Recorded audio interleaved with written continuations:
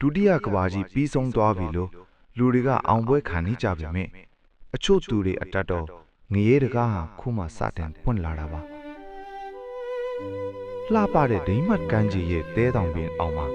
တေမင်းတမန်မီမြို့မိုင်ပေါင်း2တန်းကျော်ဟာအစားကိုချောင်းနေတဲ့တာရဲတွေလို့မြုပ်နှံထားပါတယ်ဒီမိုင်းတွေကိုပြန်တူးထုတ်ဖို့ရွေးချယ်ခံလိုက်ရတာကတော့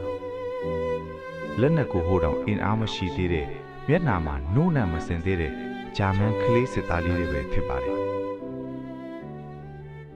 ဇလန်အစမှာပေါ့လေဒိမတ်ရရှိစာချန် Rasmussen ဟာစစ်ရှုံလို့အမိမြေကိုပြန်နေကြတဲ့ဂျာမန်စစ်သားတွေကိုလမ်းဘေးကနေကျိန်ဆဲရင်းကြည့်နေပါတယ်သူ့ရဲ့ရင်ထဲမှာဂျာမန်တွေအပေါ်ထားတဲ့အမုန်းတရားဟာမီးတောင်တစ်ခုလိုပေါက်ကွဲလို့နှိပါပါပဲအလံကိုကိုင်ပြီးလမ်းရှောင်လာတဲ့စစ်သားတယောက်ကိုသူကိုယ်တိုင်သွေးထွက်တဲ့ညိုဖိအောင်ထိုးချိတ်ပြီး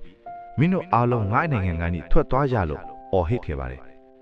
ဒါပေမဲ့သူ့စီကိုရောက်လာတဲ့စစ်သုံးမန်အစ်စ်တွေကတော့သူထင်းတယ်လို့ကြမ်းတမ်းတဲ့စစ်သားကြီးတွေမဟုတ်ခဲ့ပါဘူးသူ့ရှေ့မှာတန်းစီရက်နေတာကတော့အရွယ်မရောက်သေးတဲ့ကလေးငယ်တစိုးပါဆဘက်စတီယန်ဟယ်မုတ်အမွှားညီအကိုတွေဖြစ်တဲ့အန်စ်နဲ့ဝါနာတို့အပါအဝင်ကလေး14ယောက်သူတို့ရဲ့မျက်လုံးတွေထဲမှာကြောက်ရွံ့မှုတွေကအထင်သာပေါ်လွင်နေပါတယ်Rasmussen ကတော့သူတို့ဟာရန်သူတွေပဲဆိုစိတ်ကိုတင်းထားပြီးမိုင်းဖြုတ်နီးတင်တန်းကိုရဲရဲဆက်ဆက်လေ့ကျင့်ပြပါတယ်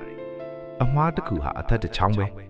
မိုင်းတကုံးကိုဖြိုဖို့ကြိုးစားရင်းအတန်တစ်ချက်ကြားလိုက်တာနဲ့မင်းတို့ရဲ့ခန္ဓာကိုယ်ဟာအပိုင်းပိုင်းပြတ်သွားလိမ့်မယ်လို့သူကချိန်ချောက်ခဲ့ပါတယ်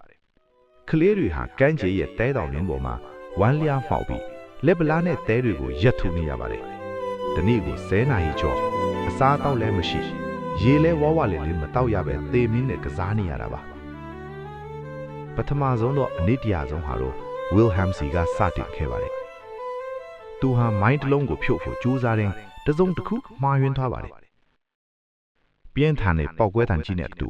ဖုံမုံတွေကြားထဲမှာ Wilhelm ရဲ့အော်ဟစ်တန်ဟာပျောက်ကွဲသွားပါတယ်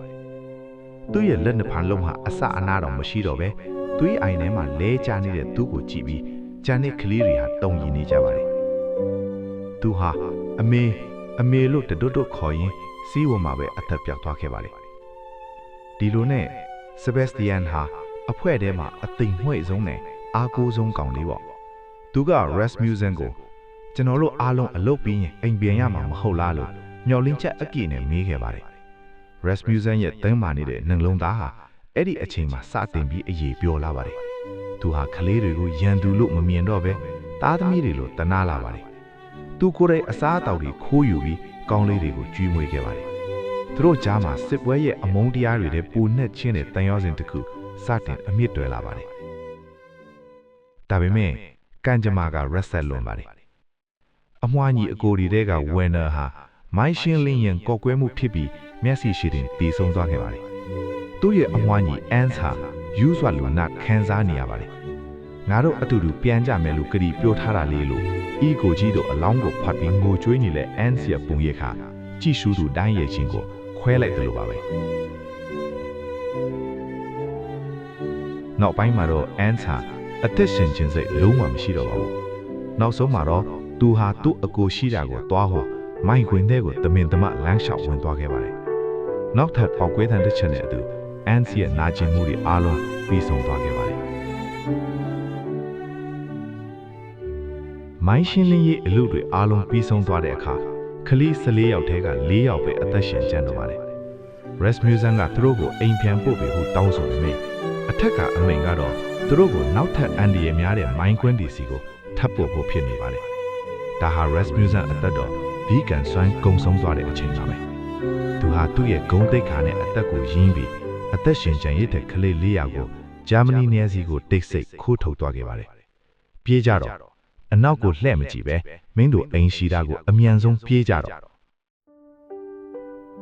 နေဝင်ယိုကြီးအချိန်မှာကလေးငယ်4ယောက်ရဲ့ပုံရိပ်ခါ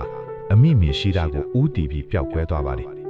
Rasmussen ဟာသူကိုယ်တိုင်လဲရင်ထဲကအမုန်းတရားအကျဉ်းထောင်ကနေလွတ်မြောက်သွားခဲ့ပါပြီစစ်ပွဲကပေးခဲ့တဲ့တန်ရာတွေဟာအမားတို့ထင်ချန်ရစ်ပေမဲ့လူသားဆန်တဲ့ဂယုဏတရားကတော့အမှောင်ဆုံးအချိန်တွေမှာတော့လမ်းပြတဲ့အလင်းရောင်တစ်ခုပဲဖြစ်နေပါတယ်